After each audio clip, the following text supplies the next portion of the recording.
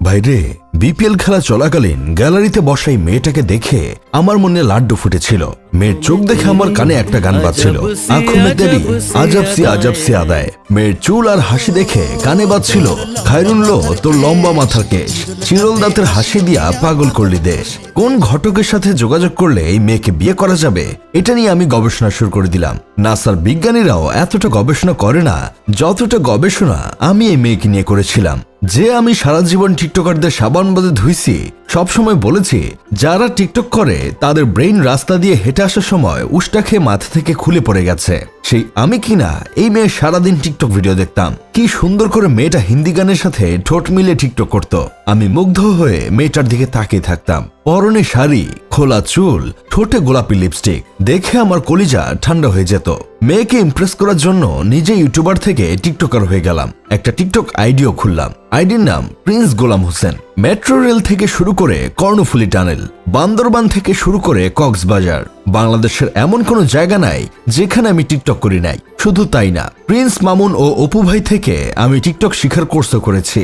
আমার পাগলামো দেখে আমার বন্ধু কেরামত বলেছিল, তুই যে এই মেয়ের জন্য পাগল হইলি, এই মেয়ের মেকআপ খরচ জানলে তোর কদম জোড়া কান্দে উঠে যাবে।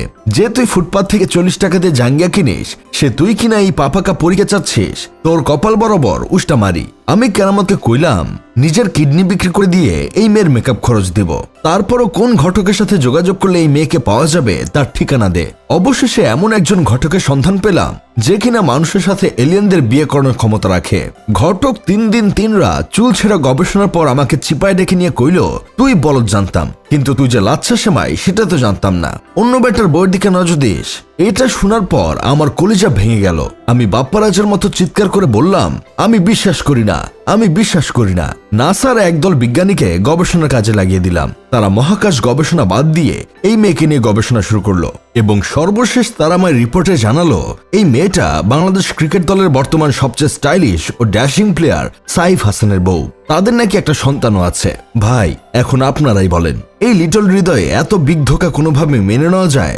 আমি আকাশের দিকে তাকিয়ে হিরো আলমের মতো চিৎকার করে বললাম, হে আল্লাহ, তুমি আমাকে উঠায় নাও। আমি একটা জিনিস কোনোভাবেই বুঝি না, দেশের সব সুন্দরী মেয়েদের যদি বাংলাদেশের ক্রিকেট দলের প্লেয়াররা বিয়ে করে ফেলে, তাহলে আমরা কাদের বিয়ে করব?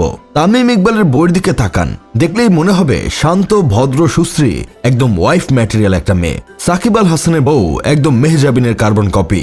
নাজমুল হোসেন শান্ত, সৌম্য সরকার, লিটন দাস, সবার বউ সুন্দর। এইসব দেখে আমার মাঝে মধ্যে মনে হয় খেলোয়াড় হলে মাঠে খেলা পারি আর না পারি, মাগার সুন্দর একটা মেয়ে বিয়ে করতে পারতাম। যাই হোক, শেষমেশ আমি গোলাম হোসেন একটা কাজের কথা কই। অ্যাঞ্জেল সাদিয়া, অ্যাঞ্জেল প্রিয়া, পাপাকা পরি, এদের বিয়ে করে আমাদের দেশের জাতীয় দলের ক্রিকেটাররা, আর দিন শেষে আমাদের বিয়ে করতে হয় শৌখিনা, মর্জিনা, জরিনাদের। কি ফাটা কপাল নিয়ে জন্মাইছি।